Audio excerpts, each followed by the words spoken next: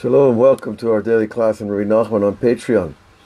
We're holding in the second Torah in the 6th paragraph, and we've been talking about Moshe Mashiach. The rabbis teach us Moshe Da'u Mashiach. The Moses was the Messiah of his generation. He built the Mishkan. He fought the wars of God. He led the Jews out of slavery. He brought them to the border of the Promised Land. So why wasn't he the Messiah forever? Well, we know the story that he hit the rock when he shouldn't have. He should have just spoken to the rock. It seems like a subtle distinction to cause a miracle to hit or to speak to a rock. But of course, it wasn't just the hitting of a rock. It was the anger that was expressed in that was considered unacceptable to God. Amidst other things, we know that Moshe was heckled by the what's called the mixed multitude, and that he had enough of them.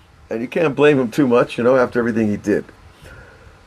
But the truth is that there is a Moshe in every generation.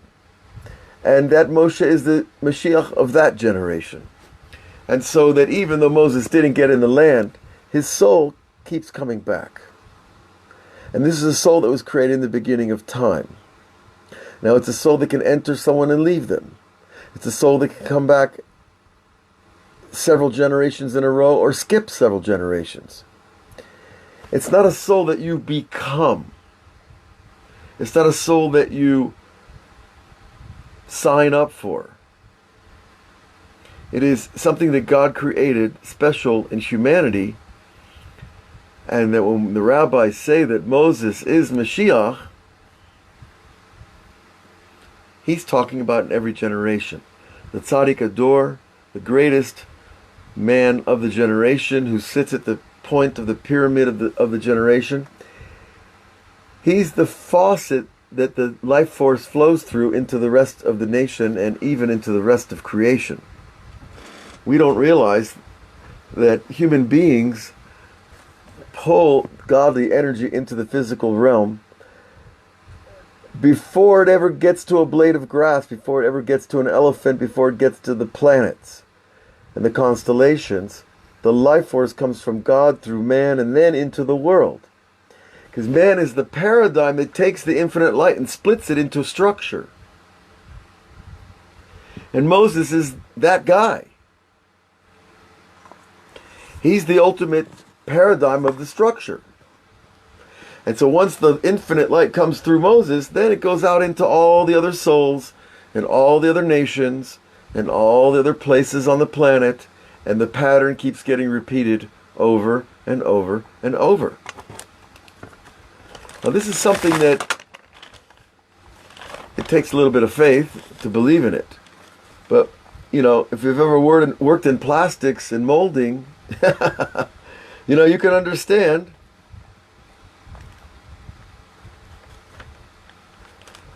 You can understand how you take plastic and you shape it to any shape you want, but God picked one shape, the soul of Moses. And that shape gets repeated over and over and stamped out through the generations.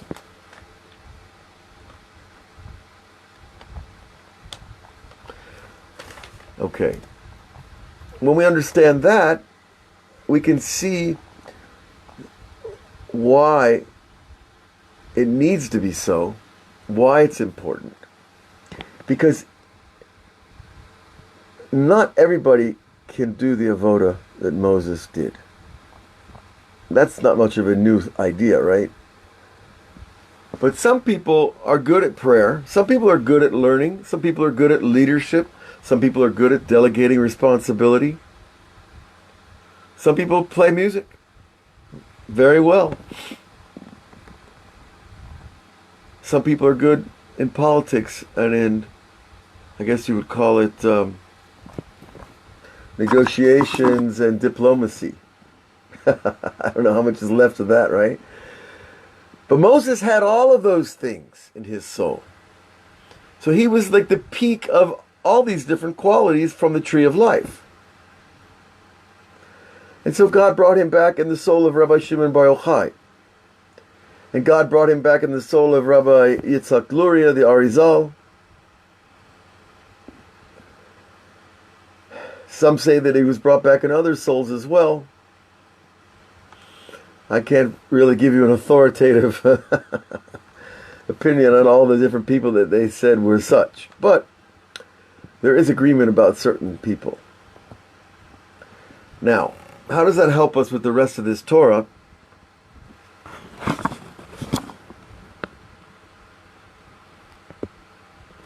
Which began with the idea of the weapon of the Messiah, which is prayer. Because then when you have this master soul, then you of course have this master ability to pray. And we see that Moses prayed in many different forms, in many different stages and situations. And he prayed when God was angry with him, and he prayed when God was happy with him, and he prayed for the people when God was angry with the people, and he prayed when we were attacked, and when he prayed when we were at peace. And so this is the ultimate skill of a human being, is to pray and to cause change in reality. Rebbe Nachman teaches elsewhere that the prayer itself is supposed to change reality, to change nature. So it would seem that would be a fair definition to say that's the highest thing that a person can do on this planet, is change nature, change reality. For the better, of course. And so we learned a lot of other concepts in this Torah. The idea of the foundation, the idea of Yosef receiving the firstborn, which is prayer from Yaakov, and then Yosef becoming the world leader because he has Tikkun HaBrit, and this Tikkun HaBrit gives him the ability to judge properly, and the ability to judge properly gets exercised into reality as this ability to pray and change reality. Okay, so with all of that said, we come to tonight's paragraph Vav. It says, every person needs to intend through his prayer lekasher atzmo letzadikim shebador, that we want to attach ourselves to the tzadikim of the door. Now, what does that mean? How do you do that? You're sitting in shul, you're sitting at home, and you want to pray, and I want to attach my soul to the soul of some tzaddik on Fiji. Or some tzaddik that's in China, I don't know. Or a dead tzaddik that's in Uman. How do you attach your soul to the soul of some master soul? Well, actually, we don't know how. But he's going to tell us some of the I don't want to call them the tricks, but the technical details behind it. Okay? So the Rebbe says like this. Ki kol tzaddik shebador hu b'chinat Moshe Moshiach. So there is always in every generation that guy at the point of the pyramid. In each generation, they call themselves Moshe. Moshe Shapir Kamart. Even though a guy's name is not Moses, the Tanaim would call themselves that, as an allusion to this idea of Moshe Zebechinat Mashiach, Moshe Katuv Ad Ki Yavo Shiloh, until the coming of Shiloh. Shiloh is the same gematria of Moshe. V'kol tefillah tefillah shekol echad mitpalel. Every prayer that everybody prays is an ever a limb of the Shekhinah. Shehem Evrei Mishkan, which are the limbs of the Mishkan. What is a Mishkan? A Mishkan is a mini traveling temple. Why? Because it performs the same function as a temple. What's the main function of a temple? To take physicality and elevate it to spirituality. To take negative energy and make it positive. To bring sacrifices to appease negative forces, which means to remove them. To bring a beautiful fragrance. To create a recreation of Maseh Breshit. And so when you pray, your prayer becomes an extension of this Mishkan, of this tabernacle. שאין שום אחד מישראל יכול לעלות שייפה בשייפה כל אחד לדוכתי, because there is nobody in the whole nation who can elevate limb by limb, piece by piece, all things to their place in the structure, Ella Moshe Bilachut, except Moses. He's the only one that has that ability. And you might ask why. Well, it's because he's the one who's connected to all of the pieces. Excuse me, it's a little late tonight. All the parts and all the pieces of the Mishkan were brought to Moses, and he was the one who was able to connect and elevate them.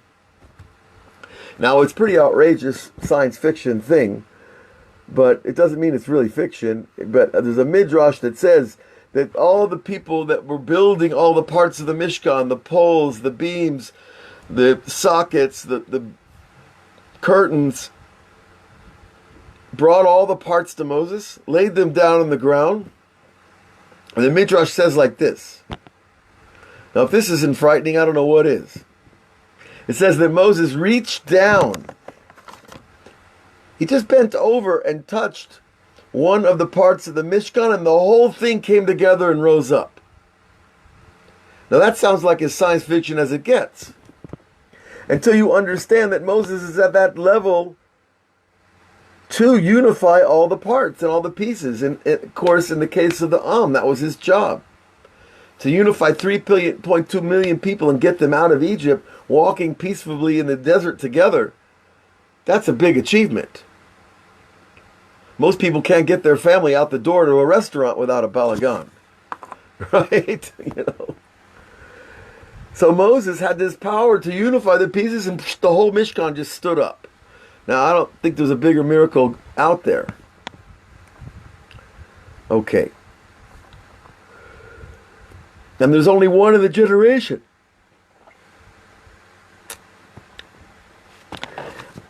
And he goes on and tells, Bishvil zeh tzarik lavi lekasher kol hatefilot tzadik utor. And this is why we need to bring our prayers, which are this aspect of the pieces of the Shekhinah and the limbs of the Mishkan.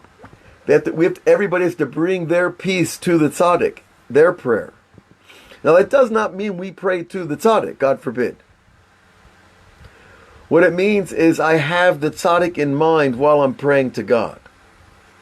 It means that I make the formula, may my prayer rise up with such and such tzaddik.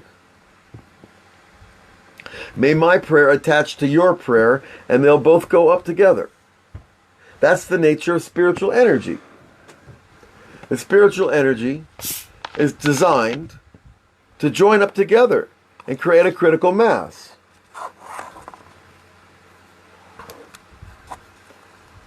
Is it mystical? Yes. Is it hard to understand? Not really.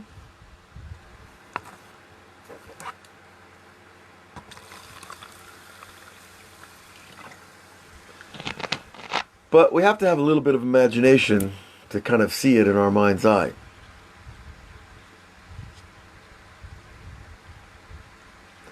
And sometimes our imaginations work better, and sometimes they don't.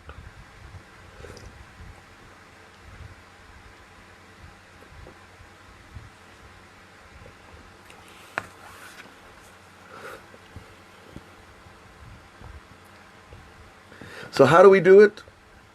We understand that he's the conduit, the tzaddik ador. And all I say is, Hareini mikasher atzmi letzadikei ador.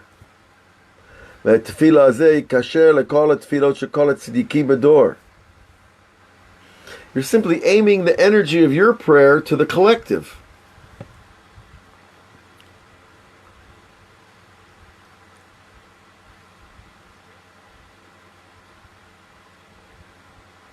And the Rebbe goes on to tell us another secret. He knows how to elevate each piece and to make them a koma shalema, a complete form. As is written, Vayikam Moshe et Mishkan. Then Vayakem Moshe et Mishkan. And Moses established the tabernacle. It sounds kind of like an engineering project, you put this pole here and this pole here, and you connect it with this one. You know, and you're building this outdoor movable tent. But you know where every piece goes. So too, the Tzaddik Ador, he knows where everybody's prayer goes. There's a prayer that person prays for money. That has a certain place on the tree. There's a prayer that a person prays for wisdom, and for peace, and for health. And all those different prayers have a different address in heaven. Now, of course, they're all going to Hashem, but they're not all on the same level. And each person's intention drives that prayer. So the purer your intention, the more power the prayer has to get to where we want it to go, which is, of course, the heart of God. So Moses knows where each piece needs to go.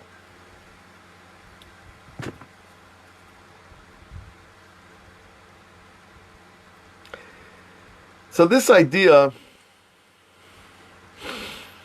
he goes on to tell us, "V'kol Torah she'adam lomed lishmor lasot." If you learn Torah only for the sake of keeping the mitzvot and doing them, which is also a high level, then what happens to that learning?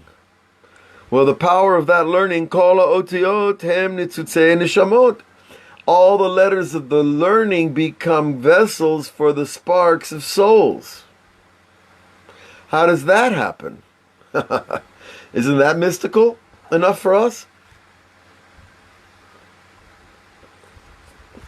That as you're saying words of prayer, because you love the Torah and you want to keep it and do it, and that's it. Not for fame, not for glory, right? Not for teaching classes on Facebook. Just because God wants us to do it. Well, those letters of prayer actually become energetic vessels that contain souls. Now, we don't see them, but he tells us they're there. And I'd rather believe Rebbe Nachman than my own superstition, believe me. And his is not superstition. And it's not mystical creations from somebody who, has never dealt with reality. And he tells us that these souls, they're enclosed in the prayer. Because prayer is a physical thing, even though we don't realize. Of course it is. They're words that you send upwards to God. But the word being physical, even though it's just vibrational physical energy, it is a vessel that a soul can jump into. Now that is extremely mystical.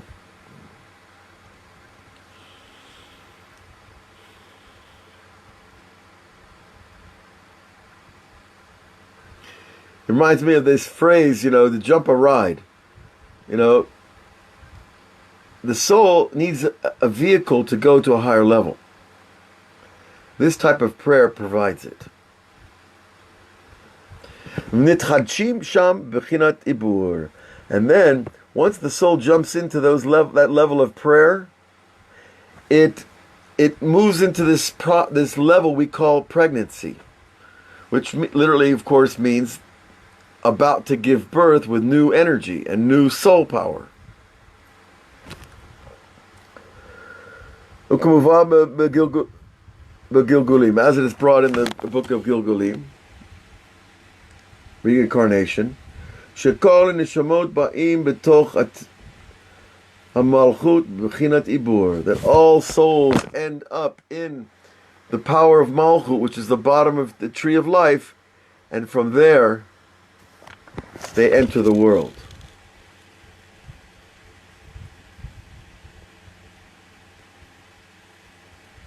And there they are renewed. So Malchut has this aspect like a womb of recharging, re-empowering a soul before it comes down lower into the physical realm. But first it has to be lifted back up to Hashem and unified there through our prayer. When we're learning, of course, as he said, lishmor lasot, to guard the Torah and to do it.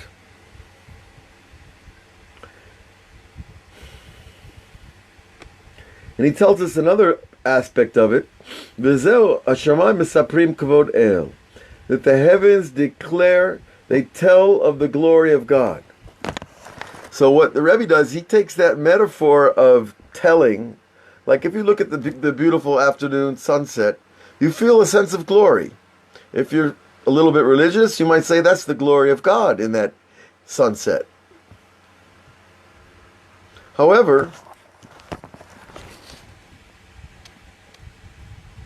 that glory has the power to give over speech. And that speech he calls kavod el, the glory of God. Misaprim kavod el. That the heavens, if you want to know, what is the heavens saying? You say, well, Misaprim kavod el. They're telling the glory of God. And all creatures have their song, as the book of Shira teaches us. All creatures have their song to God. Now, is it as good as Beethoven or the Beatles? I don't know. But they have this vibrational ability, this elevation of energy. And song is just the proper organization of sound that follows a beautiful pattern. So there's something about prayer that we're missing when we just run off the words. That really there is something great happening when you sing the words. So we should all be blessed to sing the words of prayer. We should all be blessed to have intention with a simple heart that our prayers be attached to the prayers of the tzaddikim, that they all rise up to heaven into the malchut, they get recharged, they get reborn, and they emit new energy into the world. And it's a process. You have to learn it over and over to get it down so that it makes so much sense that how could anything else be so direct and clear? So this class has been for the elevation of the soul of Mutal Bat Wolf Bear and Rachel Fega Bat Menachem Mendel and David Chaim Shlomo ben Esther, and they should all be healed if they need healing, and in elevation if they need elevation, and blessing and glory that this Torah provides, because this Torah is the glory of God as well. So good night, and we'll continue our work on Patreon. Good to have you all there. We'll see you tomorrow.